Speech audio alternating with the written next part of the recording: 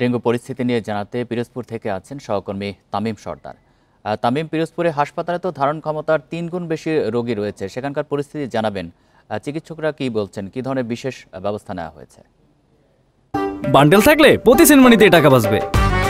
বিকাশ send money bundle কিনে জিতুন প্রতি লেনদেনে। পিরোজপুরে দিন দিন বাড়ছে ডেঙ্গু আক্রান্ত রোগীর সংখ্যা। এটি আসলে বর্ষার মৌসুম শেষের দিকে অর্থাৎ জুলাই আগস্ট মাসেই এই ডেঙ্গুর প্রকোপটা দেখা দেয় এবং আস্তে আস্তে এটি আসলে ভয়াবহ আকার ধারণ করে।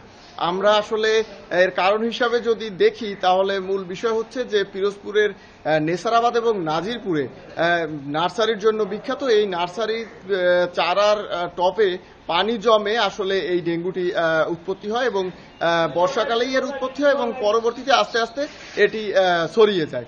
তো আমরা আসলে যদি বলি গত 24 ঘন্টায় পিরোজপুর জেলা হাসপাতালে সহ বিভিন্ন উপজেলায় 10 জন ডেঙ্গু আক্রান্ত রোগী ভর্তি রয়েছেন।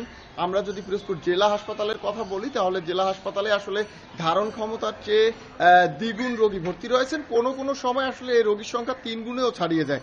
ফলে কর্তৃপক্ষ বাধ্য হয়েই আসলে ফ্লোরে এই রোগীদের থাকতে দিতে বাধ্য হয়। আমরা আসলে ডেঙ্গু আক্রান্ত রোগী এবং সাধারণ রোগীদের সাথে স্বজনদের সাথে কথা বলেছি। তারা আসলে বিভিন্ন অভিযোগ করেছেন, তবে এর মধ্যে সবথেকে বেশি যে অভিযোগটি করেছেন যে আসলে ডেঙ্গু আক্রান্ত রোগী এবং অন্যান্য রোগীদের একই সাথে সেবা দেওয়া হচ্ছে।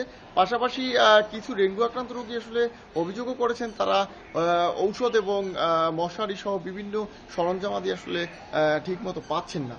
তবে আমরা এই বিষয়ে কথা বলেছিলাম পিরোজপুরের সিভিল সার্জন মতিউর রহমানের সাথে। তিনি আমাদেরকে জানিয়েছেন যে আসলে এই সময়টায় আসলে রোগীর চাপ বেশি থাকে। 100 শয্যা বিশিষ্ট পিরোজপুর জেলা হাসপাতালে ধারণ ক্ষমতার চেয়ে দ্বিগুণ রোগী ভর্তি রয়েছে এবং এই রোগীদের জন্য ডেঙ্গু কর্নার করা হয়েছে এবং এই রোগীদের অতিরিক্ত রোগীদের বাধ্য হয়েই ফ্লোরে থাকতে দিতে হচ্ছে এবং এই রোগীদের সেবা দেওয়া হচ্ছে, পর্যাপ্ত স্যালাইন ঔষধ এবং চিকিৎসা দেওয়া হচ্ছে। কিন্তু অতিরিক্ত রোগী থাকার কারণে আসলে চিকিৎসকরা কিছুটা হিমশিম খাচ্ছেন।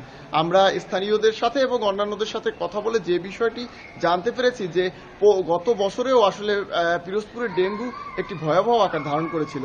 তবে এবছরে এখন পর্যন্ত ডেঙ্গুতে আক্রান্ত হয়ে কেউ মারা যায়নি। তবে 471 জন রোগী এ পর্যন্ত ডেঙ্গুতে আক্রান্ত হয়েছে, তবে অধিকাংশই সুস্থ হয়ে গেছেন। তবে এই মুহূর্তে যদি ডেঙ্গুর জন্য কর্তৃপক্ষ কোনো ব্যবস্থা না নেয় ডেঙ্গু প্রতিরোধে, তাহলে পরিস্থিতি আরো জটিল হবে। পিরোজপুর থেকে জানাচ্ছেন সহকর্মী তামিম সর্দার।